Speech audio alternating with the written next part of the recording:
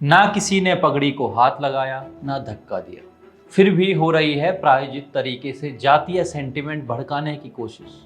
आप सोच रहे होंगे कि ये सब कहां, क्यों और कैसे हो रहा है। दरअसल राकेश टिकैत और सुर्खियों का नाता पिछले कुछ वर्षों में मजबूत ही होता रहा है। पता नहीं टिकैत सुर्खियों को खोजते हैं या सुर्खियां टिकैत, पर नाता है बड़ा पक्का।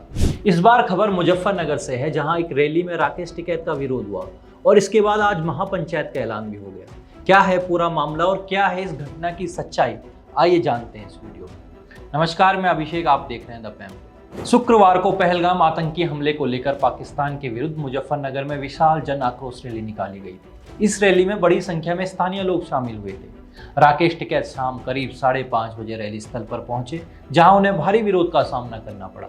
इस विरोध के संभावित कारण क्या होंगे? दरअसल कुछ दिन पहले भारतीय किसान यूनियन अध्यक्ष नरेश टिकैत और उनके भाई राकेश टिकैत ने सिंधु जल समझौता स्थगित करने के फैसले की आलोचना की थी। तब नरेश टिकैत ने कहा था कि पहलगाम आतंकी हमले के लिए पूरे पाकिस्तान को दोषी ठहराना उचित नहीं है और पाकिस्तान का पानी रोकना गलत है। चंद और घटनाएं हुई। पहली घटना ये कि कुछ पाकिस्तानी महिलाओं को जब देश छोड़ने का आदेश दिया गया तो उनमें कुछ महिलाएं अटारी बॉर्डर तक भारतीय किसान यूनियन की गाड़ी में बैठ कर गई। दूसरी घटना ये कि पहलगाम में हिंदुओं पर हुए आतंकी हमले में 2 और सर्जन से भी अधिक हिंदुओं की हत्या के बाद टिकैत ने पाकिस्तान या आतंकियों की करतूत का विरोध या उनकी आलोचना की जगह यह नैरेटिव बनाने की कोशिश की, इससे भाजपा को फायदा होगा। इस बयान के बाद टिकैत भाइयों की देश भर में आलोचना हो रही है। इस बीच राकेश टिकैत जब कल मुजफ्फरनगर की जन आक्रोश रैली में पहुंचे तो लोगों ने उनका विरोध शुरू कर दिया। भीड़ अधिक थी तो धक्का मुक्की का माहौल बन गया और इसी बीच टिकैत की पगड़ी भी गिर गई। इसके बाद खबर यूं चलती है कि राकेश टिकैत पर हमला हो गया और उनकी पगड़ी गिरा दी गई। दोस्तों, आप वीडियो में साफ देख सकते हैं कि न उनके साथ कोई धक्का मुक्की हुई और न किसी ने उनकी पगड़ी को हाथ लगाकर गिराया। हिंसा किसी के साथ भी गलत है, लेकिन हिंसा का झूठा बहाना बनाकर सियासी फायदा उठाना उससे अधिक गलत है। इसके बाद टिकैत पर हमले की बात उड़ाकर इसे जाति से जोड़ दिया गया और महापंचायत का ऐलान कर दिया गया। अब सवाल यह है कि इसे जाति से जोड़ना कैसे उचित है, क्योंकि विरोध तो राकेश टिकैत का निजी तौर पर हुआ था, उनके भारत विरोधी बयान का हुआ था और विरोध करने वाली इस भीड़ में उस जाति के लोग भी थे जिनकी खाप के नेता टिकैत बंधु हैं। क्या इसके पीछे सियासी खेल हो सकता है? ऐसा सवाल हम इसलिए उठा रहे हैं क्योंकि अखिलेश यादव इस मामले में पॉलिटिकल माइलेज लेने के लिए कूद पड़े हैं। और क्या कह रहे हैं? कह रहे हैं कि भाजपा ने किसी एक किसान नेता की नहीं बल्कि हर किसान की पगड़ी उछाली है। हर घटना में अपने लिए अवसर ढूंढना अखिलेश यादव को आता है और राकेश टिकैत भी आजकल राजनीतिक रूप से बेरोजगार ही बैठे हैं। इसलिए अब जानकार ये भी कयास लगा रहे हैं कि पगड़ी गिरने और मार पिटाई के नैरेटिव को समाजवादी पार्टी, कांग्रेस और जातिवादी समूहों द्वारा हवा दी जा रही है, जो एक प्लान के तहत हो रहा है। प्लान यही है कि लंबे समय से शांत चल रहे उत्तर प्रदेश में जातीय संघर्ष को जहर घोला जाए और इसके परिणामों से किसे फायदा होगा, ये आप भी जानते हैं और हम भी। दोस्तों, असल में टिकैत बंधुओं ने इसे जाट समाज से जोड़ा है, लेकिन सवाल यह है कि राकेश टिकैत या नरेश टिकैत क्या पूरे जाट समाज का प्रतिनिधित्व करते हैं? सवाल यह भी है कि पाकिस्तान के पक्ष में जब ये बोलते हैं तो इसे जाट समाज की आवाज माना जा सकता है, क्योंकि टिकैत बंधु राष्ट्रीय राजनीति और अब तो अंतर्राष्ट्रीय राजनीति पर भी कुछ भी बोलते हैं, वो उनका अपना मत है।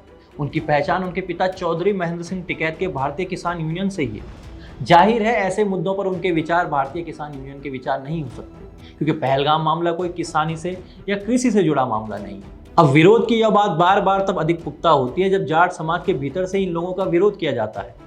इस विरोध के पीछे सबसे मुख्य कारण ये माना जाता है कि जो लेगेसी चौधरी महेंद्र सिंह टिकैत छोड़कर गए थे, राकेश टिकैत कभी उसे सही से नहीं अपना पाए। चौधरी महेंद्र सिंह टिकैत वास्तव में किसानों के बहुत बड़े नेता थे। उनके जीवन का उद्देश्य किसानों को इतना जागरूक करना था कि किसान की आवाज हुक्मरानों तक पहुंच सके।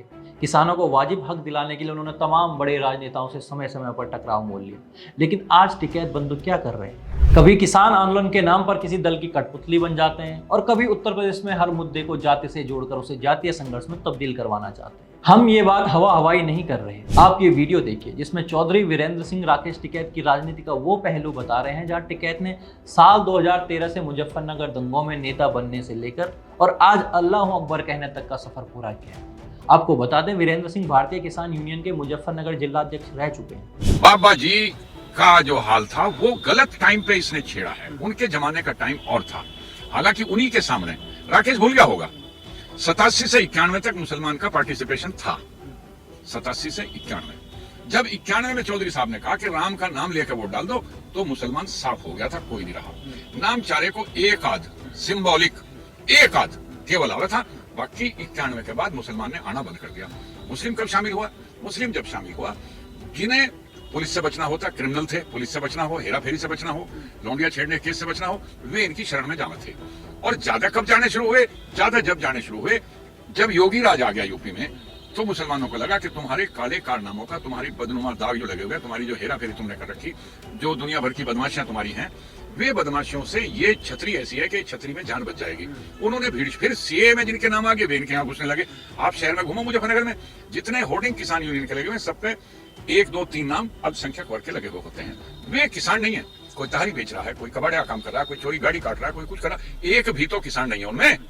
अब दोस्तों सोशल मीडिया पर भी इस मुद्दे ने हवा पकड़ ली है। अजीहा नामक एक यूजर लिखते हैं कि राकेश टिकैत वाले मुद्दे को इतना आर्टिफिशियली उठाया गया है कि लगभग हर हैंडल ने हिंदू संगठन शब्द प्रयोग किया है। अभी पिछले ही महीने इन्हीं ज्यादातर हैंडल्स द्वारा जाट हिंदू नहीं किताब का भी जोर शोर से प्रसारित किया गया था, जिसका सबसे ज्यादा विरोध जाट समाज ने ही किया। उस किताब के फ्लॉप होने के बाद अब ये पूरा इकोसिस्टम टिकैत वाले मुद्दे को जातिगत रूप दे देगा।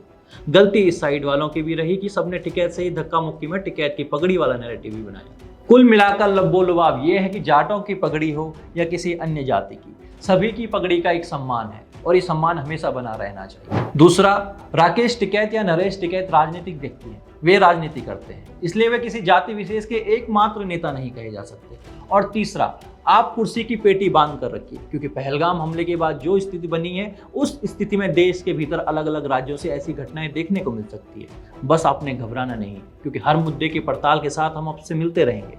बने रहिए हमारे साथ, देखते रहिए द पैम्फलेट। आपसे निवेदन है इस चैनल को शेयर सब्सक्राइब करना ना भूलें।